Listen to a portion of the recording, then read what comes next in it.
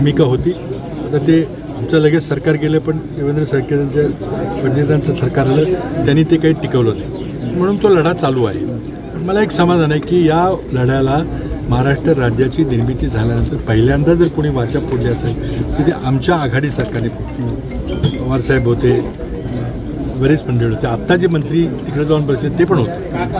आम्ही सर्वांनी मिळून तो निर्णय घेतला आणि मुस्लिम धर्मीयांना नव्हे तर मुस्लिम समाजातल्या मागासवर्गीयांना शोधून काढून त्यांना 5% आरक्षण दिलं. मला जे मी त्यावेळेला केलं त्याचं मला समाधान आहे. त्यानंतर परिस्थिती चिघळलेली आहे, समाजाला फसवलं गेलं अशी माझी मानसिकता आहे. 2018चा जो कायदा झाला तो अधिकार नसताना, देवेंद्र फडणवीस मुख्यमंत्री असताना त्यांना अधिकार नसताना तो कायदा केला, तो सुप्रीम कोर्टात रद्द झाला. त्यामुळे आता हे आंदोलनाचा मार्ग आहे.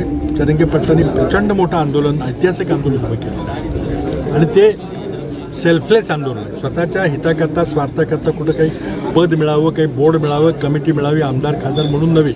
म्हणून